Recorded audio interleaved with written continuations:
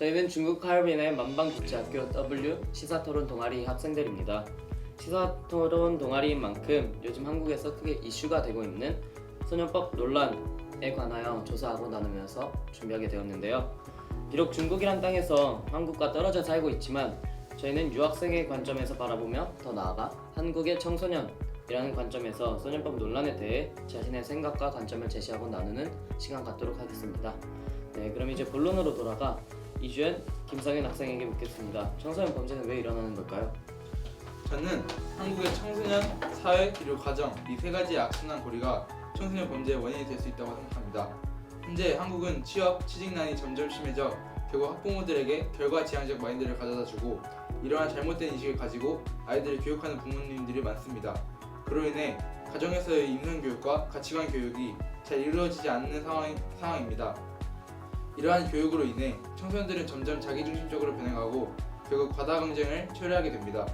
이러한 경쟁 속에서 도태되는 청소년들은 낙담하며 경쟁에서 우위를 점한 청소년들은 우월감에 빠지게 됩니다. 많은 도태된 청소년들은 자포자기 심정으로 다른 안 좋은 길로 빠지기 마련입니다.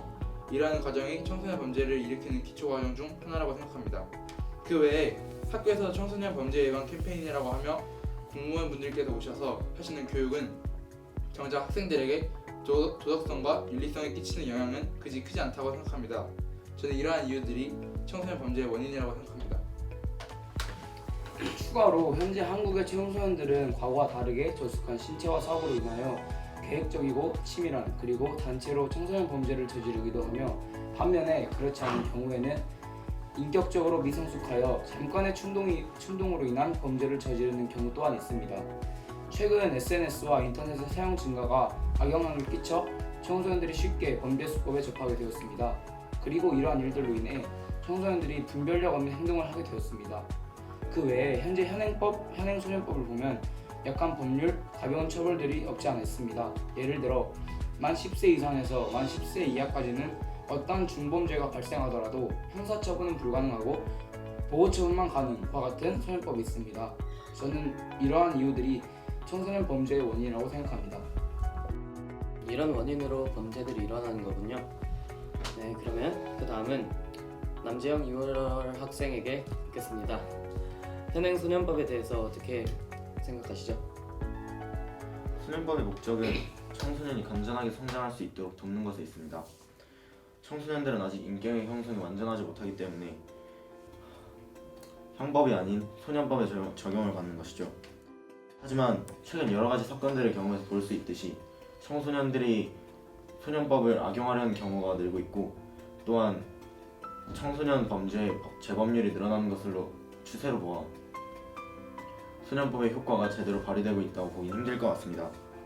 하지만 그렇다고 처벌의 강도를 높이거나 적용 연령을 낮춘다고 해서 소년법의 현재 문제가 완전히 해결될 것 같지는 않습니다. 처벌의 목적은 범죄자를 단죄하고 희생자들의 그런 복수를 해주는 것이 아니라 가해자를 교화시키고 제2의 피해자가 나오지 않도록 하는 것을 목적이 있기 때문에 단지 처벌의 강도를 높이는 것보다 그 실행의 과정에 있어서 개선을 하는 것이 더 필요하다고 생각합니다. 네. 현행법상으로는 소년범이 성취된 후에 무조건 검찰에서 처분이 결정나는 체제입니다. 이것이 검사선의주의인데요.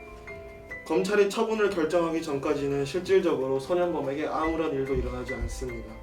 다른 생각, 즉 악의적인 생각을 하기 쉬운 환경인 것이죠. 또한 나이의 거짓 진술 그리고 재범 시에 대책이 부족한 것이 사실입니다. 소년법 제69조에 고의로 나이를 거짓으로 진술하여 처벌을 받는 경우에는 1년 이하의 징역에 처한다고 명시되어 있습니다. 더불어 재범 시 대책에 대해서는 특별한 명시가 없습니다. 거짓말을 하고 다시 범죄를 저지르는 것은 교화의 가능성 또한 떨어진다고 판단할 수 있기 때문에 엄중 처벌이 필요한데 현행법상에서는 이 부분을 소홀히 하는 것이 아닌가 싶습니다. 그렇게 법률 체제가 이루어져 있군요. 네, 그러면 이제 세 번째 질문 유현우, 박학원 학생에게 묻겠는데요. 청소년 범죄를 어떻게 예방하고 어떤 교육 정책으로 통해서 보완할 수 있을까요? 저는 사소한 범죄부터 예방을 하는 것이 옳다고 생각합니다. 실제로 있었던 예를 들자면 뉴욕 지하철 살해인데요. 강력범죄가 자주 발생하는 뉴욕 지하철은 사소한 범죄부터 예방하는 낙서된 지하철 깨끗이 하기 무임승차 방지 프로젝트를 통해 범죄를 감소시키는 큰 성과를 이루었습니다.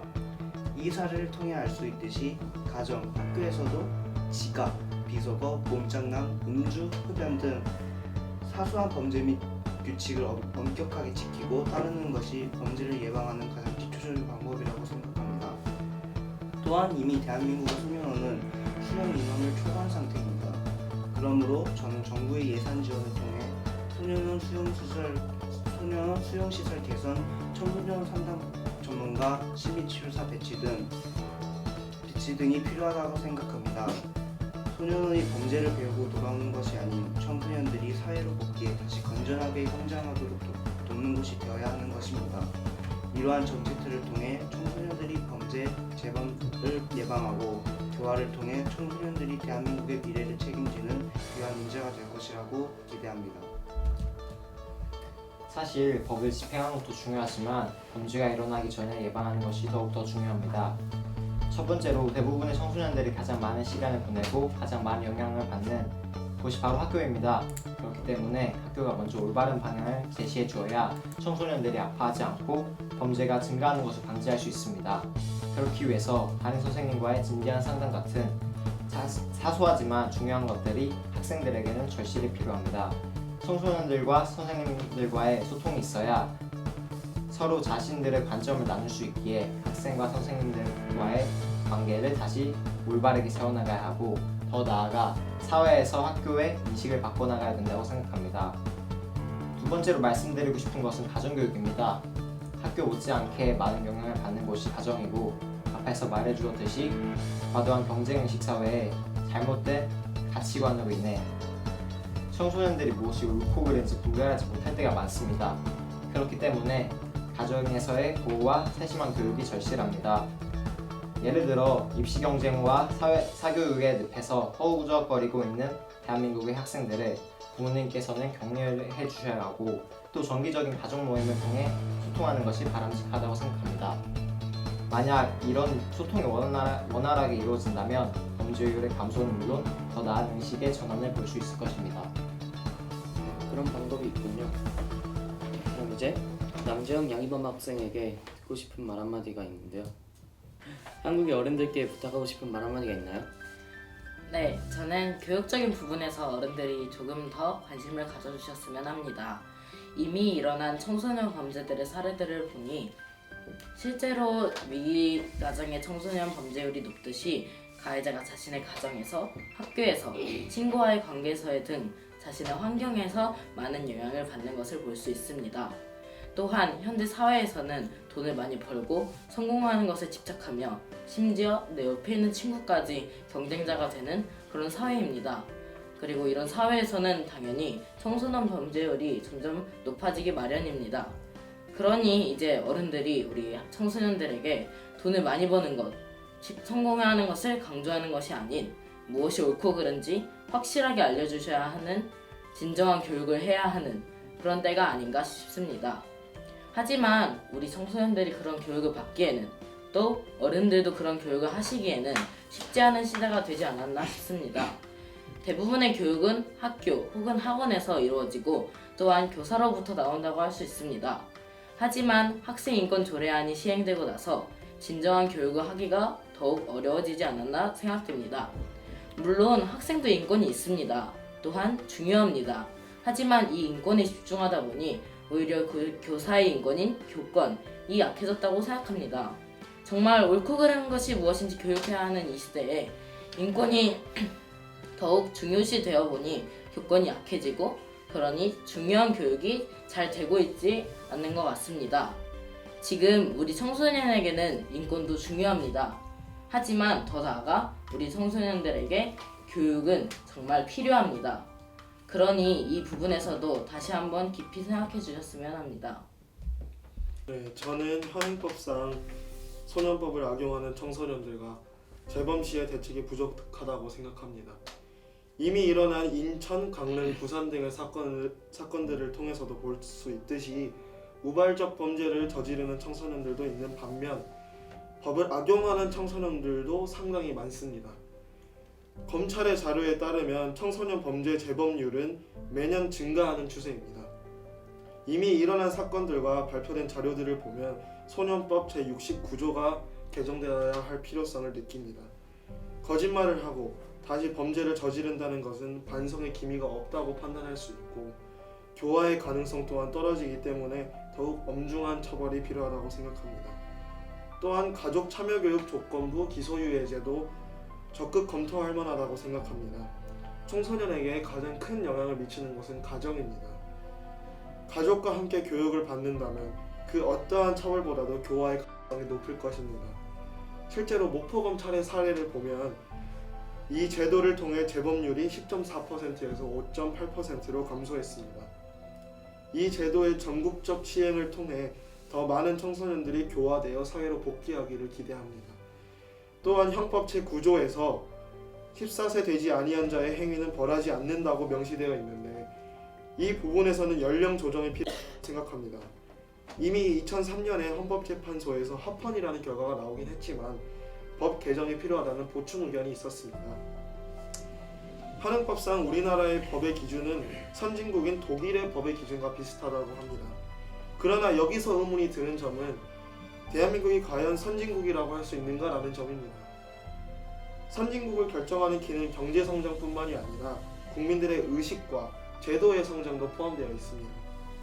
현재 대한민국은 높은 사회 갈등 지수와 자살률 등으로 인해 어려움을 겪고 있습니다. 선진국의 기준을 따르기보다 한국에 적합한 법의 기준이 필요한 것은 아닌지 다시 한번 깊이 생각하여 검토해 주셨으면 합니다. 네, 알겠습니다. 이렇듯 이런 질의응답을 통해서 이번 논란에 관한 의문점에 대해 해답을 알 수 있었고요. 작게나마 부족했던 부분들에 그런 보완해야 할 점들을 나누며 앞으로 우리나라의 발전을 기대할 수 있게 되었네요. 청소년은 앞으로 우리나라를 책임져야 할 인재들입니다. 그렇기 때문에 우리 국민 모두의 관심과 사랑을 가지는 게 마땅하고요. 우리나라 국민들 모두가 사회에 가지는 게 발전을 향해 나아가는 한 걸음인 것처럼 이 영상을 보시는 시청자 여러분들께서도 사회에 관심을 가지길 진심으로 소망합니다. 이상으로 W 시사토론 동아리의 토의 시간을 마치겠습니다. 감사합니다. 안녕하세요. W 시사토론 동아리 동아리장 남재영입니다. 이 영상을 통해 시청자분들께서 이렇게 청소년들도 청소년 범죄, 소년법 논란 등 사회적 문제에 관심을 가지고 있다는 것을 아실 수 있는 기회가 되지 않았나 싶습니다. 지금 청소년들에게 일어나고 있는 문제들은 우리가 함께 해결해 가야 할 문제들입니다. 어른들께 부탁합니다. 이제는 저희들에게 진정한 교육을 해주세요. 국회 법제사법위원회에 거짓 진술, 재범 시 처벌을 강화하는 등의 내용을 담은 소년법 개정, 보다 한국 사회에 적합한 법의 기준으로 형법 제9조 형사미성년자 대상자의 연령 조정, 가족 참여교육 조건부 기소유예제 전국적 시행, 소년원 수용 환경 개선, 비행 예방 정책 강화 등에 필요한 예산 지원을 국회 교육문화체육관광위원회와 각 지방교육청에 교권이 무너지지 않도록 학생인권 조례안 개정을 청원합니다. 마지막으로 우리 국민들께 부탁합니다. 청소년들에게 가장 중요하고 가장 큰 영향을 주는 것이 바로 가정입니다. 무엇보다도 부모님들의 더 큰 사랑과 관심이 저희들에게는 가장 필요합니다. 또한 우리 사회가 여태껏 성장에만 집중했다면 이제는 우리가 더불어 살아가는 따뜻한 사회를 만들어가는 것에 집중해야 합니다.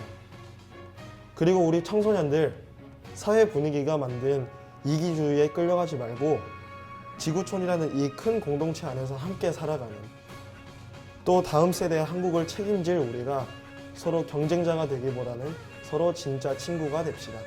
감사합니다.